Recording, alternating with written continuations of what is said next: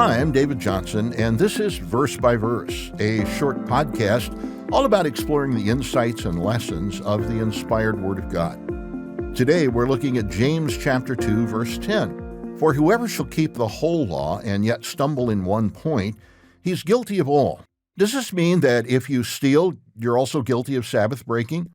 Or if you lie, you're also guilty of idolatry? Let's illustrate those words with an imaginary scenario. Picture yourself hanging over the edge of a big cliff, but you're attached to a chain that's keeping you safe. Your safety depends upon the integrity of that chain. If one link breaks, it really doesn't matter which link it is. The chain's broken, and you're in trouble. James is telling his readers that God's law, which he also calls the law of liberty, is like that chain. It's a complete package, and we can't pick and choose which part we will obey while ignoring the rest. Rules are often given as one package. Consider traffic laws, for example. There are laws regulating the speed you travel, which lanes you can use, when to stop and when to go, and much more. But when we consider it, all of the laws have one thing in common. They're all intended to make it safe for everyone to use the roads. God's laws are similar.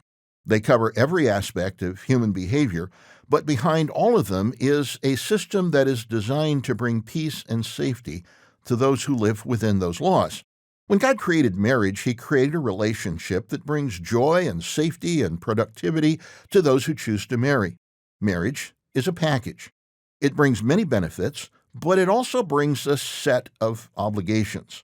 We can't decide we want the benefits, but we don't want the obligations. Some people try that, but it doesn't work. It's not marriage. When people ignore or break some of the God-given rules governing marriage relationships, everyone suffers. It has properly been said that God's laws are an expression of God's mind, His way of thinking. In fact, in the next verse, James went on to point out that each of those individual laws came from the same source. James 2 verse 11 says, "For he who said, 'Do not commit adultery,' also said, 'Do not murder.' Now, if you do not commit adultery, but you do murder, you've become a transgressor of the law." God told ancient Israel that the package of laws He gave them would always be for their good. He told them other nations would marvel at the justice of the laws His people had been given. His laws were a complete package, covering every facet of our lives as humans. Not only would obedience to those laws automatically produce safety and peace, but in addition, He would give them special blessings. However, there was a qualifier. They had to live by the whole package. They could not choose some laws while ignoring others. Let's think back about those traffic laws again. What would happen if everyone were allowed to ignore one basic traffic law of their choice? Some would choose to speed, some would choose to not stop at stop signs, some would choose to drive on the other side of the roadway. Imagine the chaos. No one would be safe. When we learn to drive, we agree to obey all of the traffic laws, not just some of them, some of the time. When someone breaks a traffic law, they often end up endangering or harming themselves or others. Breaking one law destroys the safety for everyone. In a similar way, when we break one facet of God's laws, we're taking away the good His laws are designed to provide. And often, it's not just damage to ourselves. We bring damage to others as well.